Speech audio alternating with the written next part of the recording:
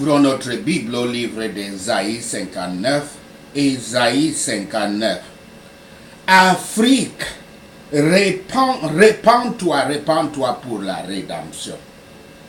Afrique, répands-toi pour la rédemption. Ésaïe 59, versets 1 à 8. Réprobation du péché et de la méchanceté. Verset 2. Le péché est parfois défini comme une séparation de Yahweh. Une description précise qui est pour ce chapitre. Verset 3 à 8. Quand Yahweh parle du péché de son peuple bien-aimé, il n'en ignore pas la profondeur et la laideur. Il parle de mains tachées de sang, de lèvres menteuses et d'une implication déconcertante avec les araignées et les serpents qui sont des esprits malins et des démons. Tenter de se cacher derrière son mode de vie pécheresse sans être exposé n'est pas plus efficace que d'essayer de fabriquer des vêtements à partir des toiles d'araignée. Ceux qui se vautrent dans leur péché ne trouvent ni contentement ni paix. Si nos prières ne sont pas exaucées et si le salut que nous attendons n'est pas fait pour nous, ce n'est pas parce que Yahweh est là d'entendre la prière, mais parce que nous sommes là de prier.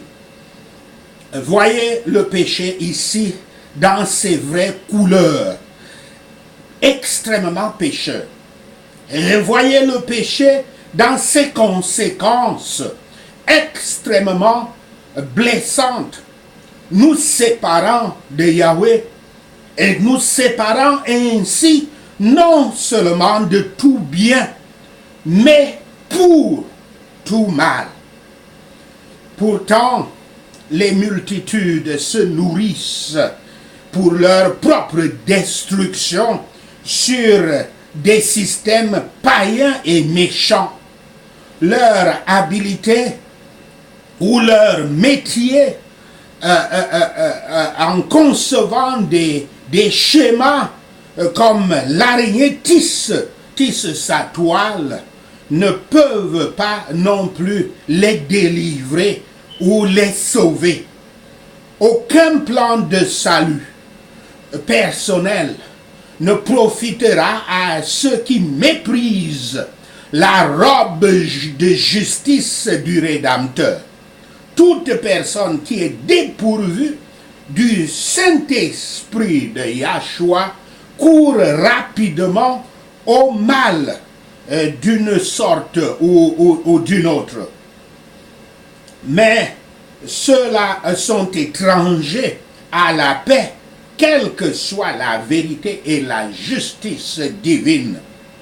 Isaïe 59, versets 9 à 15.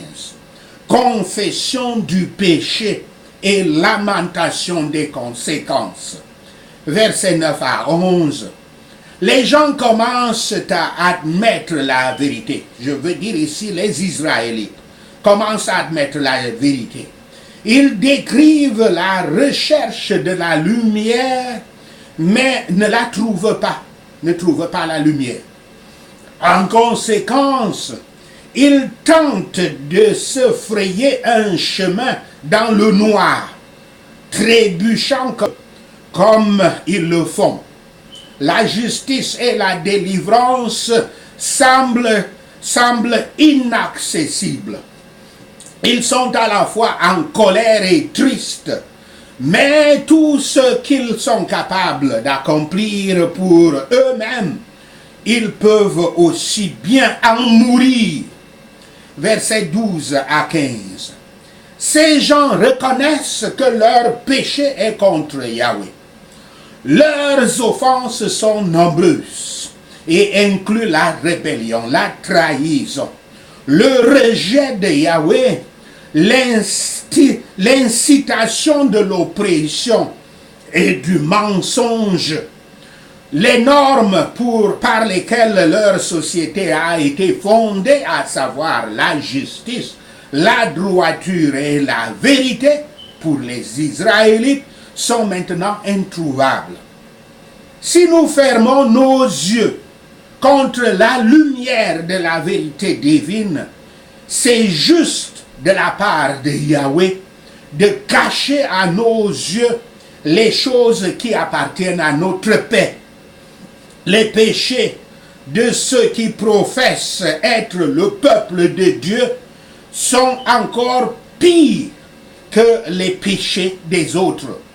Et les péchés d'une nation apportent des jugements publics quand ils ne sont pas restreints par la justice publique.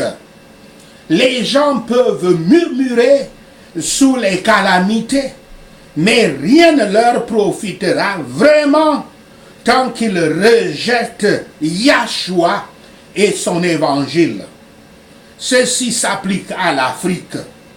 Pendant 4 siècles, les Africains, en particulier les tribus et les royaumes de la côte atlantique, ont vendu leurs frères et sœurs leurs frères et sœurs africains faut-il le préciser, à des esclavagistes blancs pendant le commerce d'esclaves triangulaire du 15e au 19e siècle.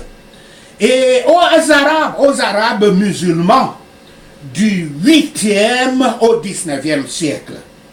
L'esclavage est encore pratiqué en Afrique au 21e siècle, en particulier dans la région du Sahel, où des pays comme la Libye, la Mauritanie, le Mali, le Niger, le Tchad et le Soudan perpétuent une forme de servitude héréditaire vieille de plusieurs siècles. D'autres formes d'esclavage traditionnel existent dans certaines régions du Ghana, du Bénin, du Togo et du Nigeria. Il existe d'autres formes d'esclavage non traditionnel en Afrique aujourd'hui, impliquant pour la plupart la traite des êtres humains et l'asservissement des enfants soldats et des enfants travailleurs. Par exemple, la traite des êtres humains en Angola et le commerce des enfants et des organes humains du Togo, du Bénin et du Nigeria jusqu'au Gabon et au Cameroun.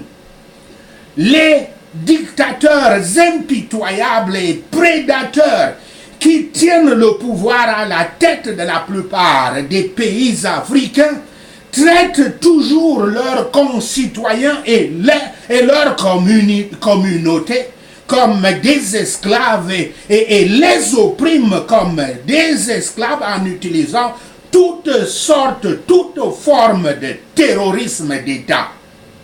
Ésaïe 59, versets 16 à 21. Promesse de délivrance. Versets 15 à 16. C'est une situation pénible, mais pas désespérée. Les gens ne le réalisent peut-être pas, mais Yahweh sait qu'ils n'ont pas le pouvoir de résoudre leurs problèmes. Personne d'autre n'est capable d'intervenir et de faire face au manque de justice. Yahweh va donc résoudre le problème lui-même, disent ces Écritures. Une chose frappante est de voir que l'Afrique est remplie d'églises chrétiennes, mais ces gardiens, prédicateurs et dirigeants d'églises ne mettent pas en garde leurs moutons contre leurs brebis, contre la malédiction divine apportée à l'Afrique par leurs ancêtres qui avaient vendu leurs semblables africains comme esclaves. Tout ce qu'ils font facilement, c'est de blâmer les esclavagistes, impérialistes et colonisateurs blancs pour leur traitement des Africains comme des bêtes de somme dans les Amériques, et de blâmer la cruauté des djihadistes, des djihadistes et esclavagistes arabes musulmans. Au lieu d'appeler leurs troupeaux à se repentir à l'échelle nationale pour les péchés, les crimes et la méchanceté de leurs ancêtres, ils essaient plutôt de cacher et de déformer l'histoire en niant les péchés de leurs ancêtres africains. Certaines églises encouragent même ou pratiquent des cultes des ancêtres. Voici ce que fait le prophète Ésaïe. Voici ce que le prophète Ésaïe dit que le Père Yahweh fera s'il n'y a personne pour se tenir dans la brèche, s'il n'y a pas de prêtre ou d'homme de Dieu pour se tenir comme Moïse entre la colère de Yahweh et le peuple.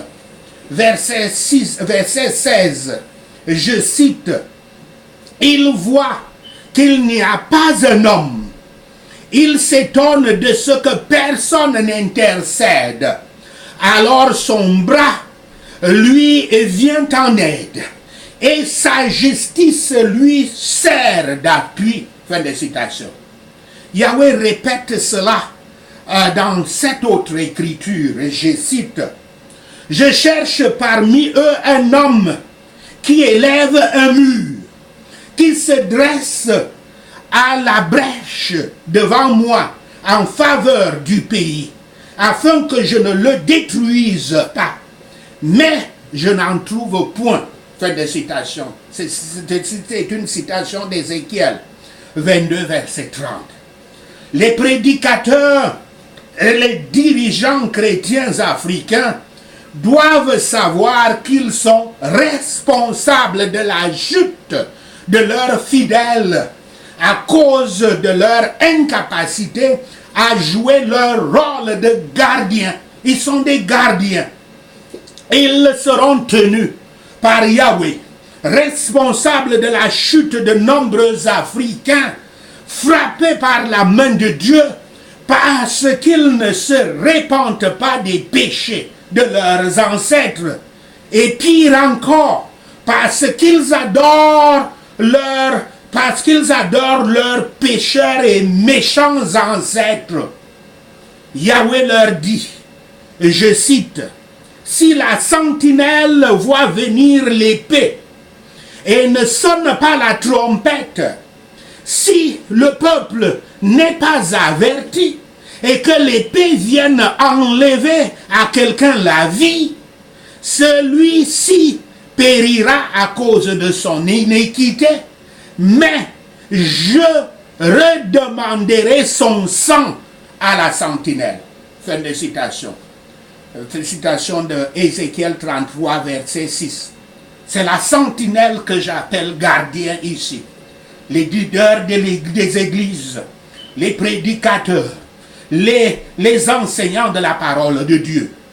Versets 17 à 19. La justice et le salut sont tellement partie intégrante de Yahweh qu'ils sont décrits comme son pectoral et son casque. Pour ceux qui se repentent de leurs péchés, Yahweh sera un rédempteur certain. Mais ceux qui continuent à lui résister découvriront que les vêtements de Yahweh incluent aussi la vengeance et le zèle. Ils feront face à sa colère et à sa rétribution. Ce passage est lié au chapitre suivant. On pense généralement qu'il décrit la venue du Messie. en tant que vengeur et libérateur de son Église. Il n'y avait personne pour intercéder auprès de Yahweh pour détourner sa colère. Personne pour s'interposer pour le soutien de la justice et de la vérité. Pourtant, il a engagé sa propre force et sa propre justice pour son peuple. Yahweh exécutera sa justice sur les ennemis de son Église et le peuple apparaîtra clairement. Lorsque l'ennemi menace de tout abattre sans contrôle, alors le Saint-Esprit de Yahweh doit l'arrêter et le mettre en fuite. Celui qui a délivré, délivrera toujours. Un salut bien plus glorieux est promis d'être donné par le Messie dans la plénitude des temps, ce que tous les prophètes avaient en vue. Mais si les ministres du Messie ne parviennent pas à amener les croyants africains à se repentir pour les péchés de leurs ancêtres, les Africains continueront à être punis du joug de l'esclavage aux superpuissances occidentales à qui leurs ancêtres avaient vendu leurs autres ancêtres comme esclaves. Comme les Israélites, ils resteront en captivité entre les mains des superpuissances mondiales en raison de leur soutien massif aux tyrans impitoyables comme chef d'État.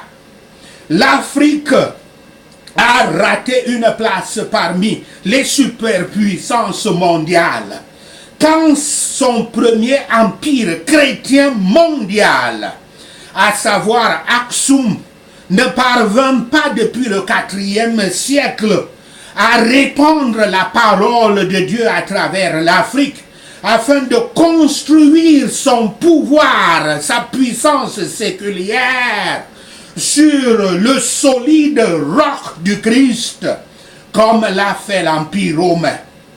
Les ministres chrétiens africains ne devraient pas manquer l'occasion d'amener les Africains à la repentance nationale, sinon continentale.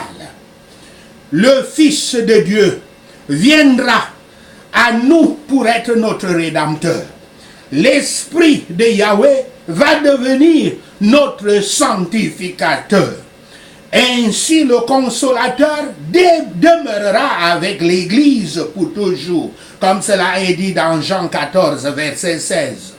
La parole du Christ continuera toujours dans la bouche des fidèles. Et tout ce qui est prétendu être la pensée du Saint-Esprit doit être éprouvé par les Écritures. Nous devons déplorer le progrès de l'infidélité et de l'impiété, du paganisme. Mais la cause du Rédempteur gagnera une victoire complète même sur la terre. Et le croyant sera plus que vainqueur quand Yahweh le recevra à sa gloire dans les cieux. Sachez ceci, et le Seigneur Yahweh vous bénira. Prenons ces points de prière. Prions Ésaïe 59. Le bras de Yahweh n'est sûrement pas trop court pour sauver, ni son oreille trop sourde pour entendre, au nom de Yahshua le Messie. Mais nos iniquités et celles de nos ancêtres nous ont séparés de notre Dieu Yahweh, au nom de Yahshua le Messie. Nos péchés nous ont caché sa face, de sorte qu'il n'entendra pas, au nom de Yahshua le Messie. Car nos mains sont tachées de sang, nos doigts tachés de culpabilité, au nom de Yahshua le Messie. Nos lèvres ont parlé faussement, et notre langue marmonne des choses méchantes, au nom de Yahshua le Messie. Personne n'appelle à la justice. Personne ne plaide avec intégrité au nom de Yahshua le Messie. Notre peuple s'appuie sur des arguments vides. Ils profèrent des mensonges. Ceux-ci conçoivent des problèmes et donnent naissance au mal au nom de Yahshua le Messie.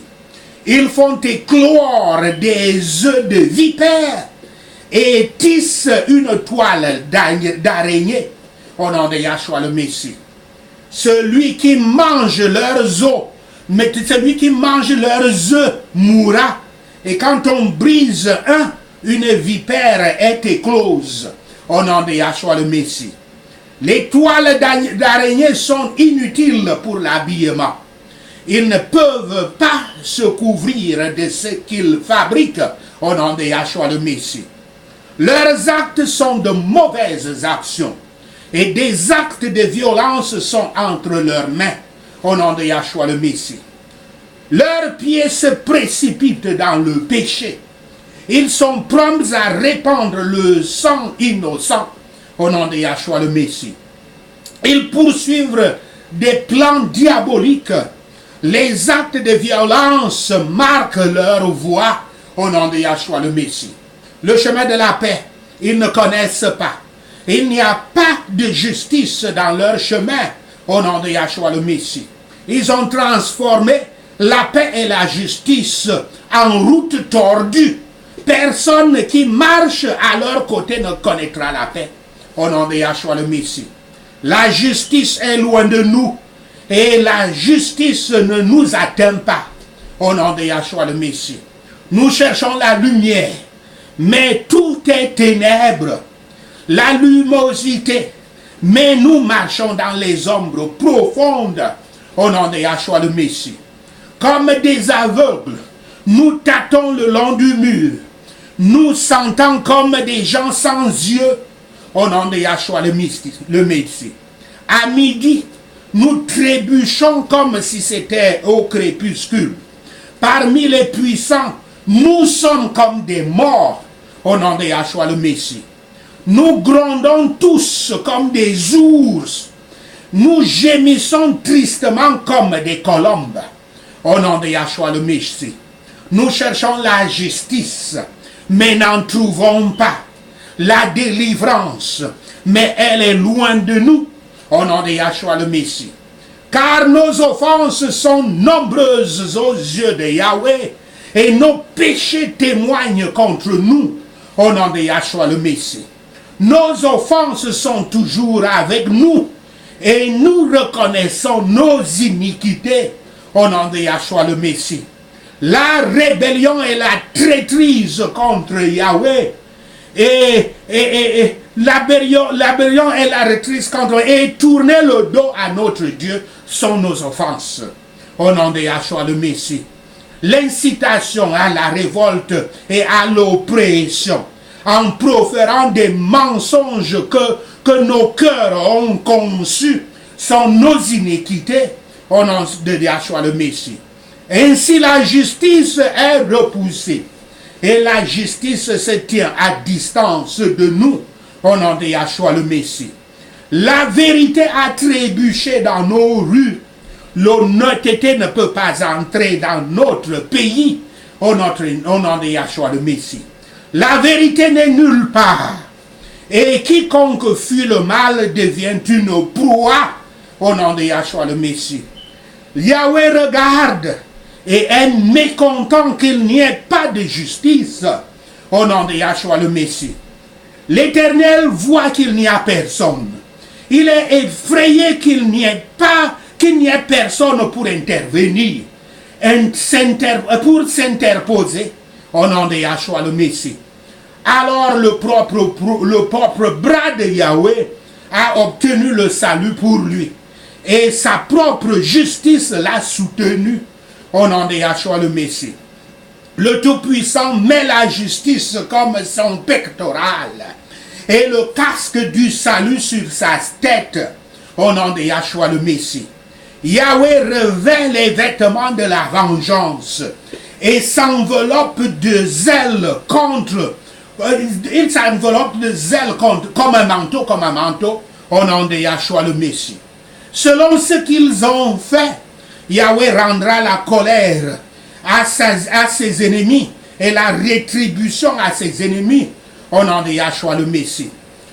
Yahweh remboursera, rétribuera les îles au nom de Yahshua le Messie. De l'ouest, les gens craindront